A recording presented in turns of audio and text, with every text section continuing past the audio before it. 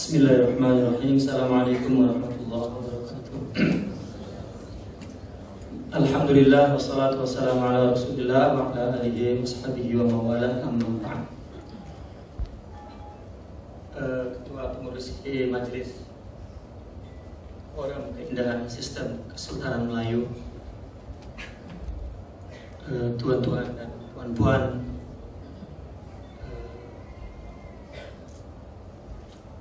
panel ya, dalam forum ini, tanpa mengurangi hormat, tidak menyebut nama beliau satu persatu karena beliau adalah seperti matahari ya, yang berada di siang hari yang tidak perlu diperkenalkan. Hadirin muslimin muslimat yang berbahagia, satu kegembiraan bagi saya, kami sebagai bangsa Indonesia ya, dari Indonesia, di mana sistem Kesultanan Melayu di Indonesia hilang. Dan kami selalu bersama-sama dengan sultan-sultan yang berbakti dan tetap mempertahankan adat tradisi untuk memelihara keturunan sultan dan tetap memelihara upacara-upacara pelantikan sultan-sultan, karena di sana ada Persatuan Sultan Nusantara yang berjumlah 111 sultan Nusantara. Dalam kesempatan ini Al-Fakir hanya ingin menyoroti satu titik yang paling penting, yaitu keutamaan Nusantara dari negeri-negeri Arab. Ada 3 keutamaan yang dimiliki oleh tanah Nusantara kita ini dibanding negara-negara Islam Arab. Yang pertama adalah kesultanan yang ditubuhkan di Nusantara ini adalah semuanya ahli bait. Sedangkan di Arab kita tahu sejak Khulafa Ar-Rasyidin berdiri Daulah Muawiyah adalah keluarga sahabat. Disambung dengan keluarga Daulah Abbasiyah adalah keluarga sahabat dan bukan keluarga ahli bait. Tetapi di Nusantara seorang pendakwah ahli bait kemudian mendirikan kesultanan dari keluarga ahli bait. Itu yang pertama. Yang kedua adalah Ahlus Sunnah wal Jamaah. Dan itu yang penting, karena istilah Ahlus Sunnah wal Jamaah ini muncul setelah masa Khulafa Ar-Rasyidin. Di zaman Khulafa Ar-Rasyidin semuanya Islam, tidak ada perpecahan. Tetapi di akhir Khulafa Ar-Rasyidin terpecah. Kita semua tahu, maka muncul 3 golongan: Syiah, Khawarij, dan yang terbesar adalah Ahli Sunnah wal Jamaah. Inilah yang terus memelihara Islam secara politik, budaya, sosial, yang disebut Daulah Umayyah, Abbasiyah, dan Turki Utsmani dan seterusnya. Dan sepanjang sejarah daulah Islam di negara Arab selalu menghadapi oposisi pembangkang dari Syiah dan Khawarij. Sampai hari ini negara-negara Arab hancur, berperang, persoalannya hanya sekitar itu saja. Ini negara Sunni dihantam ya oleh Khawarij, negara Syiah ya, dipukul oleh Sunnah dan seterusnya.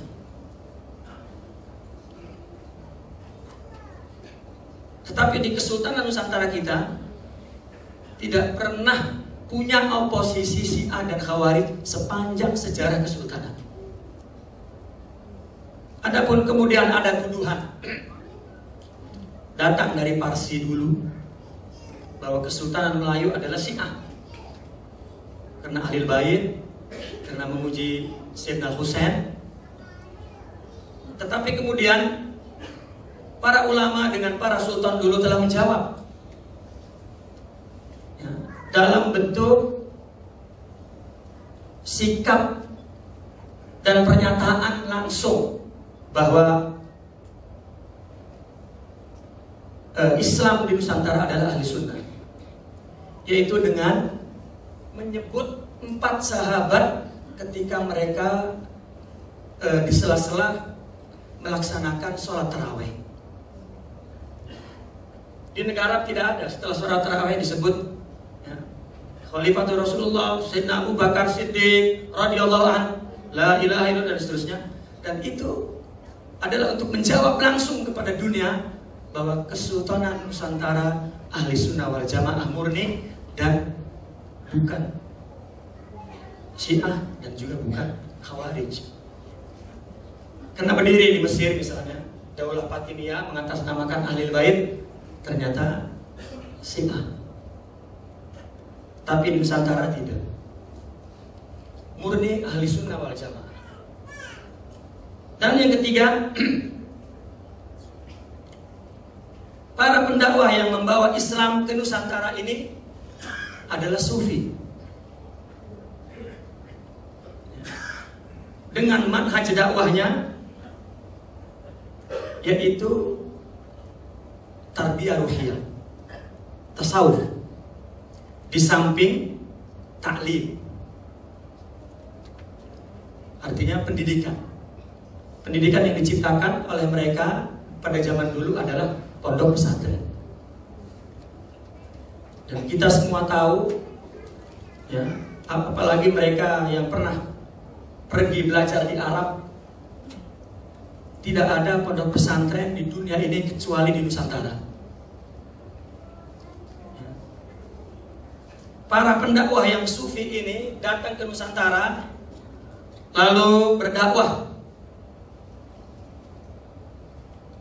Yang pertama, katakanlah golongan misionaris. Mereka dari keluarga Al-Hasani, datang dari Maghrib, masuk seluruh pelosok Nusantara, mengasasi ideologi, akidah, ya, i'tiqadat Islam di Nusantara. Namun akidah yang disebarkan adalah akidah tasawuf, artinya bukan akidah ilmiah, tetapi akidah amaliyah. Karena kalau akidah ilmiah adalah akidah ilmu kalam, Asy'ariyah, nanti akan menimbulkan perdebatan. Tetapi akidah amal, jika sempat sebentar lagi kita jelaskan. Dan kemudian mendirikan kesultanan. Contoh di Jawa misalnya, Sunan Ampel ya, adalah seorang anak pendakwah yang berada di Campa, yang ayahnya mengawini kerajaan Campa dan mengislamkan Campa. Kemudian mereka dikirim ke Jawa, di mana Jawa pada saat itu adalah Majapahit. Majapahit adalah keluarga Campa. Maka Sunan Ampel diberikan tanah oleh keluarga Majapahit karena berdasarkan ibunya adalah keluarga Majapahit. Di situ mendirikan pondok. Majapahit hancur. Salah satu putra mahkotanya yang lari dari keluarga Raja Majapahit karena berebut kekuasaan dididik oleh Sunan Ampel secara tasawuf di pondok, dan kemudian didirikanlah sultan yang pertama di Demak oleh pendakwah sufi ya, di lulusan pondok tarbiyah, dan sultan pertama di Jawa. Begitu juga seterusnya di Sumatera dan lain sebagainya, dan di Nusantara ini. Nah kemudian itu tiga itulah yang tidak terdapat di seluruh dunia Arab. Ya, pertama Ahlul Bait tadi, semuanya keluarga sahabat. Kedua dari segi Politik pada saat itu mungkin ahli sunnah wal jamaah bukan sekedar masalah politik, tetapi sudah masalah akidah. Memang pada permulaan atau setelah Khulafa Rasyidin, istilah ahli sunnah hanya istilah politik untuk terus memegang kekuasaan Islam berdasarkan Al-Quran dan hadis yang mengikut kepada Rasulullah SAW dan sahabat. Tetapi apabila abad kedua dan ketiga, ahli sunnah berubah menjadi masalah akidah, di mana di dalam ahli sunnah sendiri ya, masuk di bawah negara Islam dan ahli sunnah, orang-orang Persia dan Roma dan seterusnya, maka menimbulkan masalah akidah. Maka muncul orang-orang yang membicarakan akidah bukan dari akidah yang diwarisi secara terbiak ya, dari para generasi sebelumnya. Dan akhirnya timbullah ilmu kalam dan seterusnya. Nah maka kalau dulu dikeluarkan dari ahli sunnah secara politik menjadi Khawarij dan Syiah, pada periode kedua dikeluarkan dari ahli sunnah dalam masalah akidah. Qadariyah, Jabariyah, Jahmiyah, Murji'ah dulunya adalah di bawah daulah Islam ahli sunnah, akidahnya melenceng maka dikeluarkan. Dan yang terakhir, sudah berbentuk daulah kesultanan di seluruh dunia Islam yang tidak ada adik kuasa seperti Muawiyah, Abbasiyah, hanya ada Turki Utsmani. Itu pun di sebelah Arab sudah duailah, sudah negara-negara, kerajaan-kerajaan, kesultanan-kesultanan. Itulah realita yang terus berkembang di Nusantara kita. Dan kenapa juga mazhab kita Syafi'i dari ahli sunnah itu? Karena Syafi'i ini ada mazhab Ahlul Bait. Semua Ahlul Bait Syafi'i. Dan kenapa juga Syafi'i? Karena kaum Sufi itu mazhabnya Syafi'i. Ya, hampir di Arab itu dikenal kullu Sufi Syafi'i, kullu Syafi'i Sufi. Nah kalau di Nusantara ini, ya, ahli sunnah, maksudnya Ahlul Bait dan Sufi, maka boleh jadi mazhabnya Syafi'i.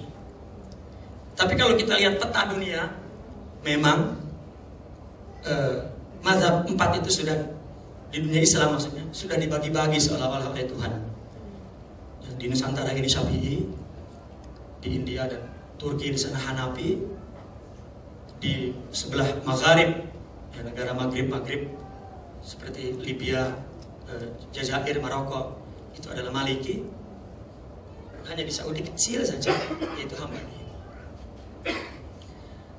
Dan kemudian kita sering mendengar bahwa tasawuf kita Ghazali. Itu sebetulnya bukan mazhab tasawuf, tetapi Ghazali adalah pemikirannya dijadikan asas mendirikan madrasah tarikat di zamannya. Syekh Abdul Qadir Al-Jilani lah yang mendirikan, kemudian dikembangkan di seluruh dunia ini dan termasuk di Nusantara. Tetapi mazhab yang dibawa oleh tokoh sufi, mereka yang mendirikan kesultanan dan membangun budaya sosial politik Islam itu dengan pendekatan tasawuf. Dan mazhab tasawuf setelah Ghazali mengasaskan idea-idea pendirian penubuhan mazhab madrasah tasawuf itu tarekat, maka terbagi menjadi dua. Pertama, madrasah Maghrabi. Ini adalah tokoh misionaris yang pertama datang ke Nusantara, melicinkan jalan, menanamkan akar tauhid.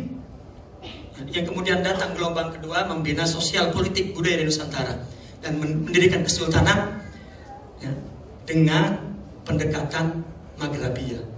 Apa? Bahwa para sufi, para pendakwah yang datang ke Nusantara mendidik umat ini, menanamkan akidah ini melalui paid. Apa paid itu ya? Limpahan, atau dengan bahasa yang modernnya adalah didik. Ya. Karena tauhid dan akhlak itu tidak dapat diajar, tetapi mesti dididik. Dididik itu adalah dilimpahkan sifat-sifat akhlak yang ada dalam dada ulama kepada umat. Karena manusia diajarkan akhlak melalui melalui baca, sampai 700 buku akhlak pun tidak akan jadi. Tetapi dengan didik, maka jadi. Jika ajar adalah ilmu yang diakal, dan kita pun mendapat ilmu melalui bapak ilmu, dan kita mendapat akhlak melalui bapak akhlak, dan itu hanya dididik. Maka pondok yang dibina, yang ditubuhkan oleh ulama-ulama dulu pun pondok yang bercirikan tarbiyah lebih dominan daripada ta'lim. Seperti sultan-sultan di Sumatera, ya, itu semua keluaran pondok. Kita dengar kisah seorang sultan apabila salah, ya, itu ditegur oleh ulama khusus yang sebagai ahli halul iqad, anggota parlemen lah kalau istilah sekarang. Nah, mazhab Maghribi itulah yang melalui pendekatan limpahan pengalaman spiritual yang ruhiyah yang ada dalam dadanya, melalui interaksi perdagangan, politik, sosial, budaya, sebetulnya adalah tujuannya untuk melimpahkan keruhanian kepada mereka. Nah, maka itu sebabnya di Jawa, di tradisi Kesultanan Wali Songo, seorang sultan itu harus seorang insan kamil. Insan kamil dalam bahasa Jawanya disebut jalmalinuih, yang disebut sebagai pusar jagat. Pusar jagat itu dalam bahasa Arabnya tadi yang disebut oleh Tuan Tun Susana, yaitu Zilullah, Khalifatullah. Ya. Dan tugasnya adalah memelihara agama dan kesejahteraan serta keselamatan negara, dunia, Nusantara pada waktu itu. Yang disebut dalam bahasa Jawanya itu adalah memayu hayuning buwono.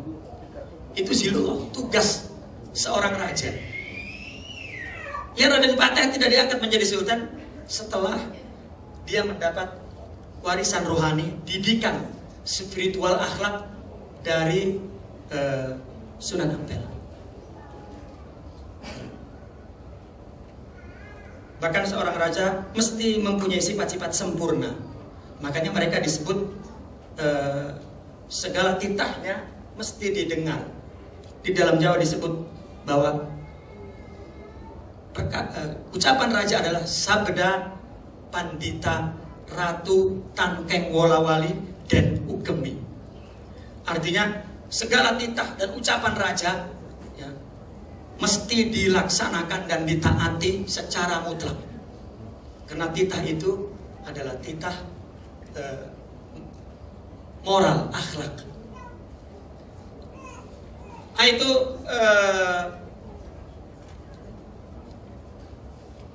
kelebihan-kelebihan, keutamaan-keutamaan kesultanan yang ada di Nusantara ini. Dan kemudian kenapa juga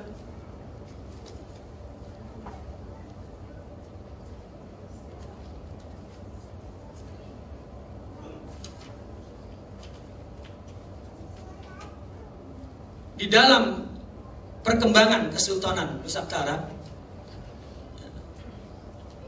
sekarang, ketika penjajah masuk,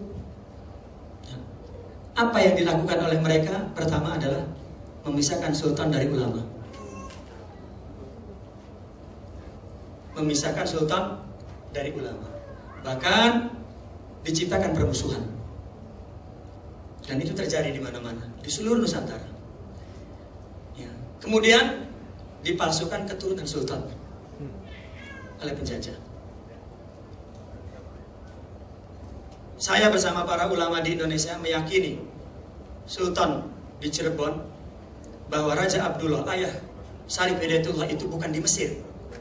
Karena manuskrip yang diletakkan oleh penjajah di istana Cirebon, ayah Sultan Syarif Hidayatullah itu Raja Abdullah di Mesir. Komik-komik yang beredar di Indonesia juga Mesir. Bahkan film yang 99,9% bohong itu juga mengatakan bahwa di Mesir. Saya ketika ke Mesir, dan mungkin orang yang berketurunan dari Sunan Gunung Jati kalau ke Mesir dia akan cari sejarah Mesir. Dan saya ketika Mesir cari sejarah Mesir, dan ada 5 jilid sejarah Mesir. Saya baca sampai 5-6 kali tidak ketemu yang namanya Abdullah punya anak Syarif Hidayatullah di Jawa. Tapi kemudian ada manuskrip lain di Giri, manuskrip di Kudus baru menyatakan di Campa.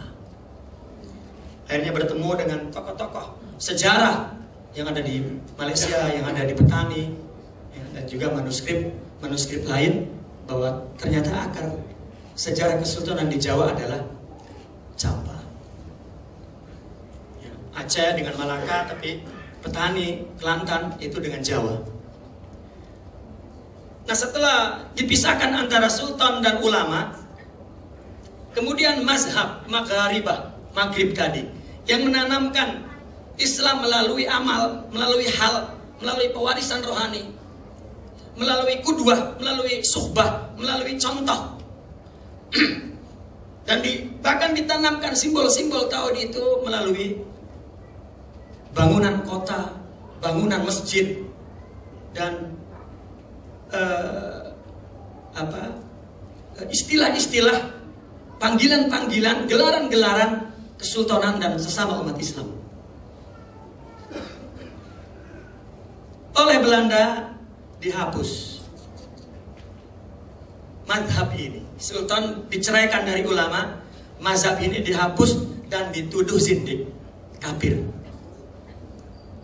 Maka semua mendengar kisah Siti Jenar yang sampai ke telinga kita, buruk dibunuh oleh Wali Songo. Padahal bukan. Kami sudah meneliti. Maka pemikiran Siti Jenar yang dirusak oleh Belanda itu disebarkan oleh Belanda di dalam istana Nusantara, terutama di Indonesia. Maka muncul pemahaman yang disebut kebatinan atau abangan yang di Jawa. Yang ingat Allah tidak perlu sholat.